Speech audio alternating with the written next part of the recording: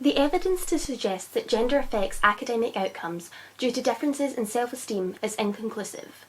The study suggests that it's actually self-efficacy, which is the belief one has in their own ability, that affects academic achievement, as opposed to self-esteem, which is the respect a person holds for themselves.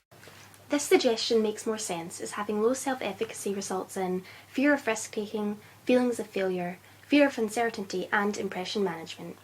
Impression management is a term coined by the sociologist Erving Goffman, which refers to our desire to control how others perceive us in an effort to be seen positively. These effects may negatively impact academic achievement, as children will not want to make mistakes and thus will not be able to learn from them. Children may also be under pressure to appear smart in front of their peers. If a child does not understand something that their peers do, this could lead to feelings of inferiority, anxiety, and unhappiness, all of which are indicators of low self-esteem.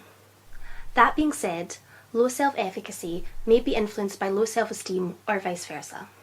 Feelings related to these concepts will affect a child's confidence, which may have an influence on how hard they try and in turn possibly impact their schoolwork. While I felt this section of the article was interesting, it completely ignored the fact that both genders face the issue of low self-esteem, and both will see the effect of this in their schoolwork. I feel that a study as recent as this one should acknowledge that boys too face issues surrounding low self-esteem. Due to this critique, this section will focus on self-esteem in relation to males and females. The study observed that boys' self-esteem most often comes from mastery, while girls' comes from their relationships. This most likely is influenced by gender stereotypes. An article by Aguirre argues that we live in a society in which boys are encouraged to be competitive and independent, and girls are encouraged to be cooperative and interdependent. I will start by focusing on self-esteem in males. Most articles seem to write off boys as not suffering from low self-esteem. This is perhaps due to more observable differences in low self-esteem in females. For example, eating disorders are more prominent in females. However, this is no reason to ignore the issue in males. The National Institute of Health and Clinical Excellence estimates around 11% of those affected by an eating disorder are male. An article by The Guardian in 2014 highlighted the fact that suicide is the biggest killer of men aged under 50. This year, on the 19th of November, which is National Men's Day, it was reported that approximately 13 men a day commit suicide in the UK. This stems from a range of factors, one of them being low self-esteem. Due to realities like this, I feel it is important to address low self-esteem in males and the influence society has on males' view of themselves. More and more today we are seeing stories in the media of men trying to fit a certain stereotype, that men should be strong and muscular. An increase in these stories has led to many males feeling inferior for not meeting these expectations, ultimately impacting on their self-esteem. Despite these statistics, low self-esteem is primarily seen as a female issue. As I previously stated, many women are suffering from eating disorders as a result of low self-esteem. The media perpetuates the idea that women must be thin to be beautiful, and many young girls are being influenced by this idea. In addition to the media, society is constantly promoting the idea that females should be soft, caring and cared for, rather than strong and independent. While some societal groups are encouraging females to see themselves as more than just the physical, it cannot be denied that patriarchy of the past still exists. Immanuel Kant argued that women were not capable of logical thought because of their innate primary desire to care. While I acknowledge that the views of Kant are outdated, many still share his thinking today. It is a particularly common idea that girls from lower socio-economic backgrounds are not expected to go on to further education. The age-old idea that a woman's place is the home and females are only for looking at will no doubt affect a young girl's self-esteem.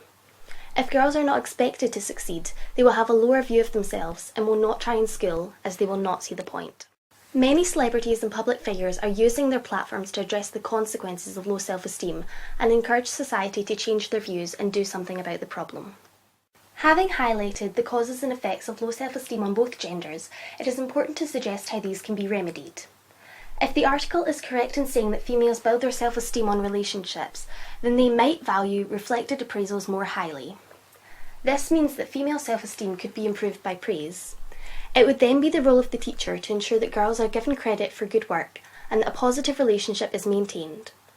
Teachers should also instill the idea in all of their pupils that they can all achieve with hard work and a good attitude, despite their gender. This would hopefully combat the idea in young girls that they cannot succeed and enable them to see that school is important. Teachers should employ Carol Dweck's motivational strategies when giving praise. This means that teachers will avoid giving person-orientated praise, as it suggests that good work is due to personal attributes.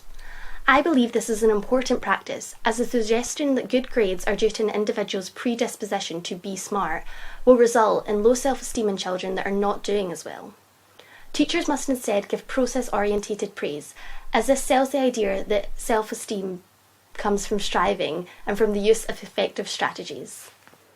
Given that males value instrumental action more highly than women, boys should be given the opportunity by teachers to show that they understand and have mastered the subject. The idea that male self-esteem is influenced by mastery suggests that males have an incremental theory of their learning. This means they believe that they can improve through hard work. This view of learning is extremely positive and should be encouraged in all pupils. Having an incremental view of yourself as a learner will mean that you are more likely to take risks and learn from your mistakes.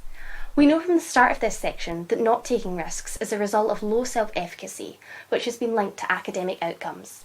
Therefore, if teachers improve their pupils' confidence in themselves, i.e. improve their self-esteem, they will be able to encourage them to take risks, which is an indicator of high self-efficacy, and will thus raise their attainment. I believe it is important for teachers to nurture their pupils' self-esteem and self-efficacy by constantly giving them opportunities to feel good about themselves. Self-esteem is the penultimate level of Maslow's hierarchy of needs. If teachers can raise a child's self-esteem, then the child will be able to move on to the self-actualization stage, which means they have realised their full potential. That being said, it is not only the duty of the teacher to do this. Every person playing a role in a child's life has the responsibility to help that child realise their full potential. Article 3 of the United Nations Convention on the Rights of the Child states that adults must act in the best interests of the child. Ensuring a child has high self-esteem should be done not just to raise attainment, but for the health and happiness of the child. This relates to our group stance, as we believe that the development of the whole child should encompass all aspects, whether they be academic or personal. Children have the right to be happy in themselves and be confident in their abilities.